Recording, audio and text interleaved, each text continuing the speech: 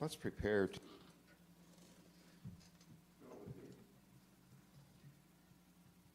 that center within each of us where the divine spark glows eternal. Today, let it be God the Mother, the nurturing, comforting, uplifting, protecting aspect of the divine. As we breathe deeply and easily, we feel safe.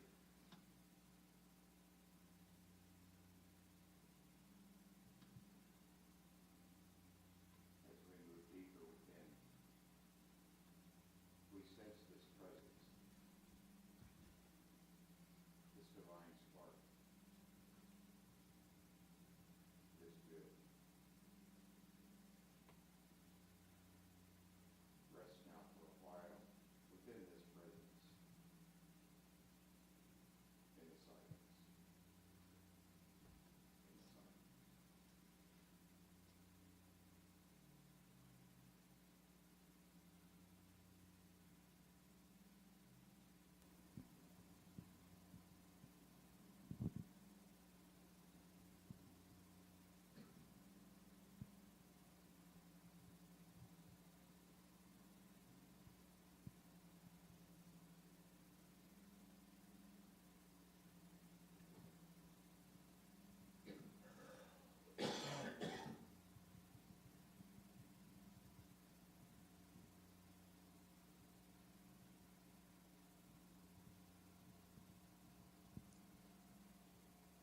we know that whatever the challenge,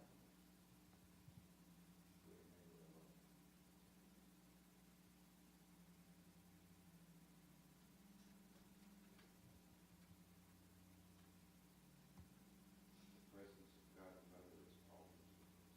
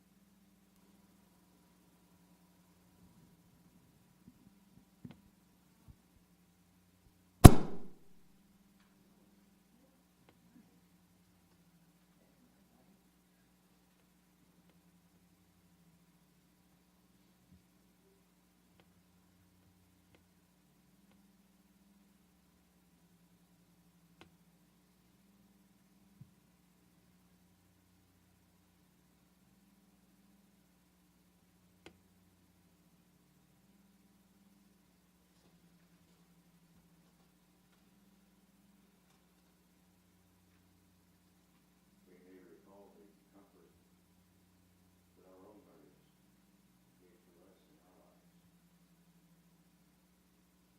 This too is an expression of the divine.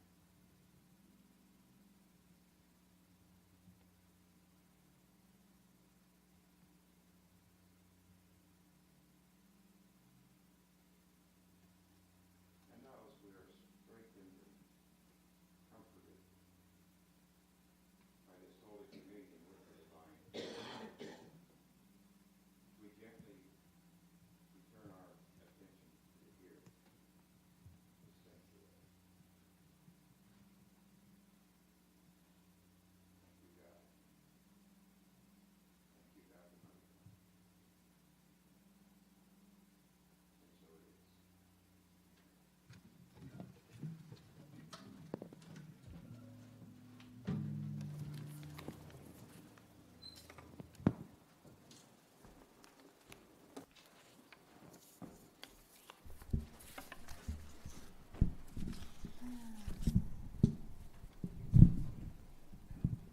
So there is a Jewish proverb, and it said God couldn't be everywhere, so he created mothers. And I believe that is a very true statement. So on this day, we have cards and we have flowers My daughter sent these flowers today to me. They were here when I got here this morning, which is a beautiful, lovely thing. And we have brunch, which half of our congregation is enjoying, but they are thinking about us. And we have family dinners. But I have a question. Is that enough? Of course, in the moment, it certainly is. It's a lovely moment. But you know, Mother's Day can also be a hard day for those who have lost a mother, or in the past, or most recently, sensibly losing children. There are those that are estranged from their mothers, or who have not yet forgiven or healed for what they feel their mother did to them, because it was either mother or God who did it, one or the other, so the story goes. And I'm certainly not diminishing the day. I remember all of the wonderful days, my daughter and husband, I just know that they were always special with flowers and things for the garden, living in California, beautiful, you're always planting in California. So I do remember them, and of course the flowers today. Last year she gave me a big beach basket that came from New York and sent that to me. And other than that, all the cards I have from her, I don't remember another Mother's Day. But I remember the sentiment of it. So my question, though, to all of us is, what about the rest of the year? What about the respect of women for themselves and the role that they play in the world, the role that we play in this world? I was in total awe this week of Prince Harry. How many of you saw him when he first brought the baby out? And he was speaking about, like he couldn't get the words out. He was so overwhelmed what it is in this process called giving birth. And I would imagine that at that point in his life, his estimation of the female went up about 1,000%. I mean, he was just in awe because, for those of you guys that have been there, it is a spectacular, amazing thing, this thing called birth. So you heard today in the Daily Word from Martin that Myrtle Fillmore, and she is considered the mother of unity, you've heard her say, it is my great joy to perceive somewhat of the mother's side of God, the divine love that never fails. And I call this the feminine face of God. There are many women who have played a big role in our lives, and they do not necessarily have to be your mother. And all of them, you know, and I ask you to think on that. Think as well as your moms and your grandmothers, but what about all of the women, all of the souls that have shown up for you? I remember when I was 5 years old and you know, lived in this somewhat dysfunctional thing called a home, and Mrs. Munshine lived next door to me, and she was an older woman, and like some of the houses here, our houses were very close together, so you could always hear, you know, my mother screaming and yelling and dishes flying and all those things. And yeah, story not important, but what was important was Mrs. Munshine would always come and get me. And I was a little 5-year-old. I was like a little itty bitty thing. I wore my baby dresses and blouses when I went to kindergarten. And she would make me dinner. And when I was in elementary school, every Thursday night she would sit with me and she would do my spelling words for me. And I always had the stars. Remember those days we didn't get grades. We had stars, those gold stars. So from that point on in my life, so many nurturing women stood up for me and with me. And that's a part of what I'm asking you to remember today. I'm not saying discount your moms, but I'm saying be aware of, you know, the other souls. And most of them or some of them are not still here, but you can still thank them for all that they've given. It's really important. We are all queen bees, in case you didn't notice that today. And it's in our DNA to be that. But I found this interesting quote, and I really had to think about it to really quite understand it. It said, to be a successful woman, one has to be 3 B's, B-E-E, 3 B's. The queen bee, the working bee, and the bee that does not fit. And I thought, well, what exactly does that mean? So I had to sit with it. So one success is inherited, the queen bee or the entitled female. So you inherit all of this. And the next one is earned, the working bee, where I'm sure a lot of us fit in. We're the ones that have to do everything. But then the third bee was most interesting, the one who is self-sought, self-served, and happens on her own terms. Now, while I believe all three make up the values of being a woman today, the third bee, the one who is self-sought, self-served, and happens on her own, this is the new bee. This is the woman stepping out of entitlement, stepping out of the role that I have to do everything for everybody, and stepping into a new truth. And I think that that's where we see the feminine movement and women moving today. This is my own truth. This is who I am. I don't have to be my mother. I don't have to be my grandmother. I have to be me, authentically me. So Emerson tells us this, to be yourself in a world that is constantly trying to make you into something else is the greatest accomplishment. Are you hearing what he's saying? To be yourself in a world that is telling you what you're supposed to be is the greatest accomplishment. And I think that's what that third B is about. It is the greatest accomplishment to be who you are. So this is what I know. What I know is when I take good care of myself, and it lifts my spirits and my confidence, and it makes me strong. And then when somebody tries to throw me a curveball, it bounces right off me. And I look those straight in the eyes, and I keep my chin up and my shoulders back because I know I'm a fierce queen. Do we have any fierce queens in here? Yeah.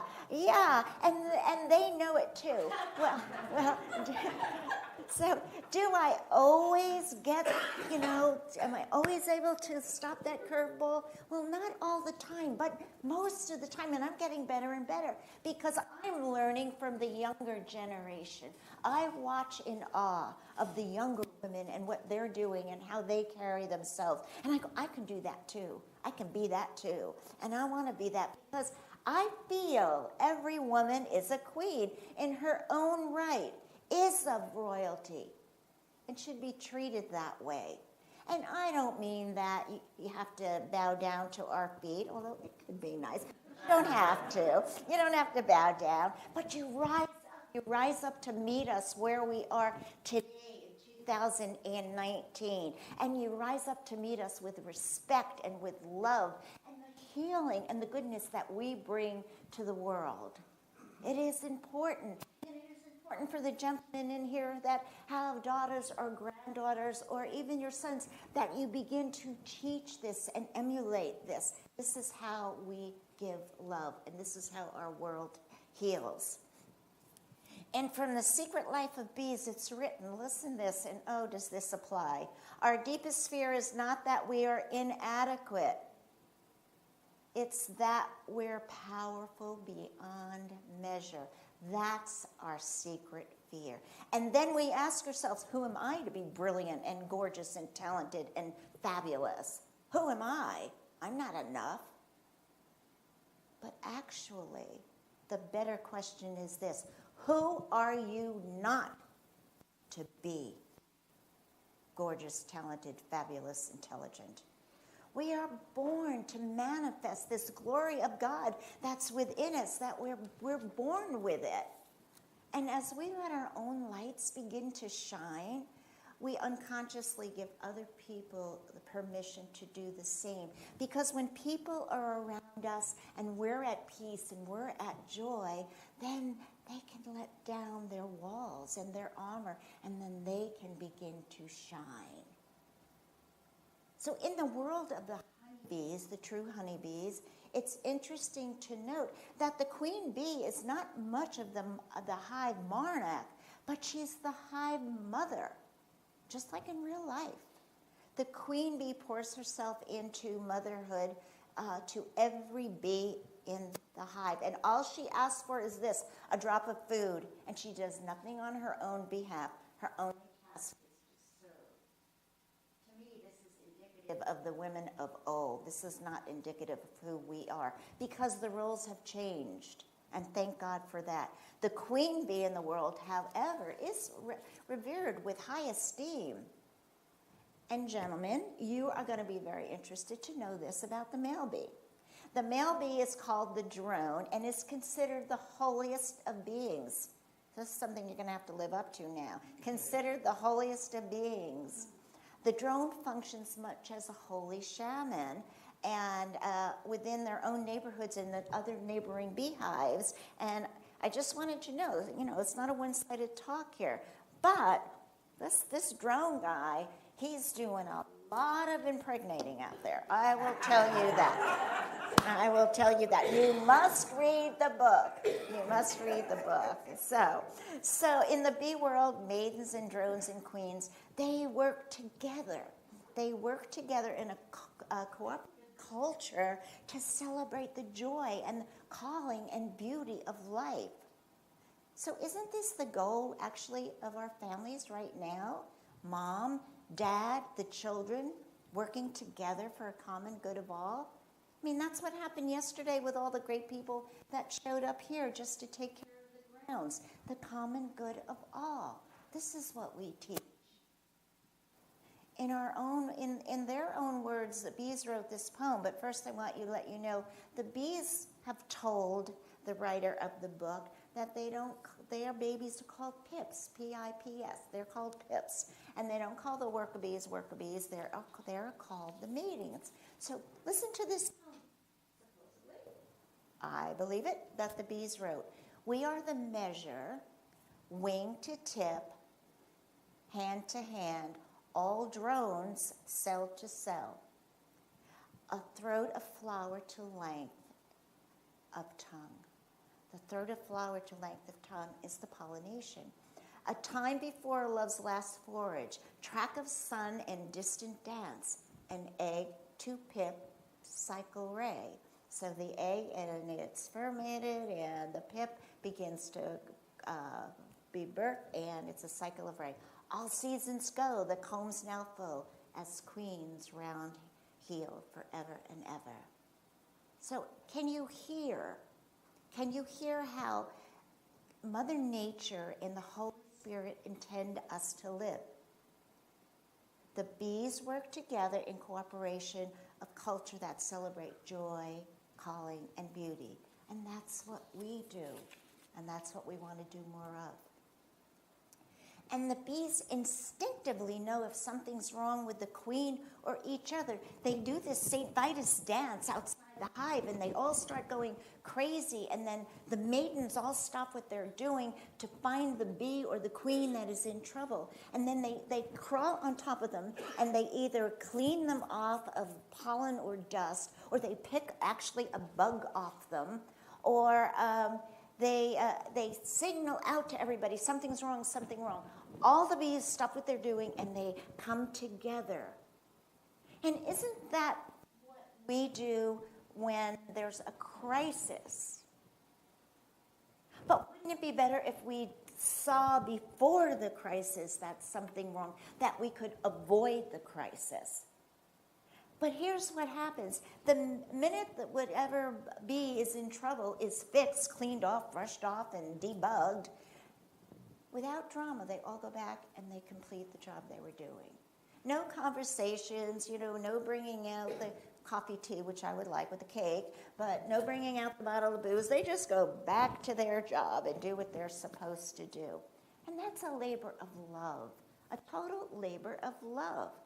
The concept of love is at work here. And I'm not talking about Hollywood romantic love and all of that stuff. I'm talking about the truest meaning, pure love, Holy Spirit. We can learn again and again and again from the bees about devotion to the one who gives life.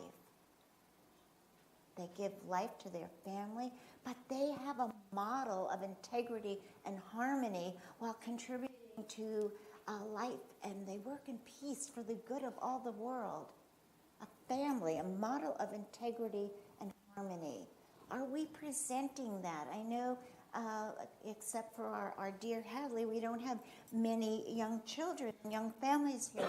But are we teaching every youngster around us by the way that we act to be a model of integrity and respect and love?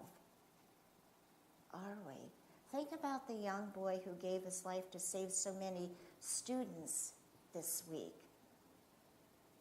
His parents, all they can keep saying is that they're proud that that was the character of their son. Now, certainly, we don't want our children to be in harm's way, and we don't want them to run into it. But think about it. Think about what we teach the youngsters. It takes a village. It absolutely does take a village, and we're all responsible. The labor of love is the love of giving birth, becoming a mother. Never forget this about women and mothers. They can be stronger than all the natural forces in the world. And I'm sure that you've run into your mom sometimes when you knew that to be the truth.